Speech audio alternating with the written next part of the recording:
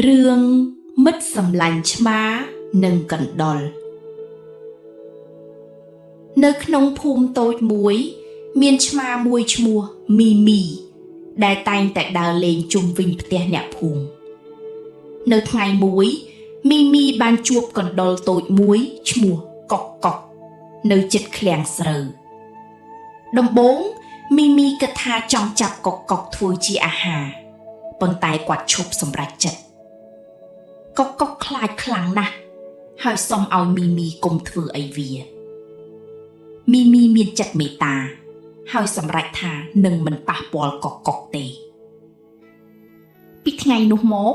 ពួកគេបានចាប់ផ្ដើមនិយាយគ្នានិងស្គាល់គ្នាបន្តិចម្ដង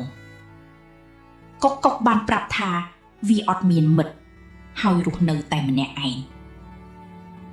មីមីសោកស្ដាយហើយស្នើឲ្យកុកកុកក្លាយជាមិត្តពួកគេចាប់ផ្ដើមលេងជាមួយគ្នារាល់ថ្ងៃអ្នកភូមិចាប់ផ្ដើមភ្ញាក់ផ្អើលព្រោះឆ្មានិងកណ្ដុរមិនគួរជាមិត្តគ្នាទេមានឆ្មាផ្សេងទៀតមកសួរមីមីថាហេតុអ្វីបានជាមិនចាប់កណ្ដុរមីមីឆ្លើយថាមិត្តភាពសំខាន់ជាងអាហារថ្ងៃមួយកុកកុកជួបបញ្ហាត្រូវជាប់ក្នុងអន្ទាក់វាស្រែកសុំជំនួយហើយមីមីបានឮសំឡេងមីមីប្រញាប់ទៅជួយហើយប្រើធ្មេញកាត់ខ្សែអន្ទាក់កុកកុកបានរួចខ្លួននិងអរគុណមីមីយ៉ាងខ្លាំងចាប់ពីថ្ងៃនោះកុកកុកកាន់តែជឿទុកចិត្តលើមីមីក៏មានអារម្មណ៍ថាមានមិត្តពិតប្រាកដម្នាក់ពួកគេចែករំលែកអាហារនិងពេលវេលាជាមួយគ្នាថ្ងៃមួយមានឆ្កែមួយចូលមកក្នុងភូមិឆ្កែនោះចង់ចាប់មីមីរត់គេចខ្លួនតែក៏ចិត្តត្រូវចាប់បានកុកកុកបានគិតគំនិតឆ្លាតវៃដើម្បីជួយមិត្តរបស់វាបានធ្វើឲ្យឆ្កែចាប់អារម្មណ៍ដោយសំឡេងនិងរត់បញ្ឆោតវាឆ្កែតាមកុកកុក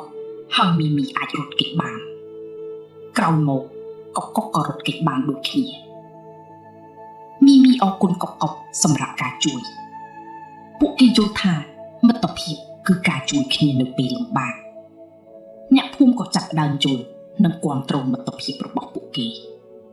ចុងក្រោយមីមីនិងកុកកុករស់នៅដោយសុខសាន្តជាមិត្តសម្លាញ់មិនដែលបែកពីគ្នា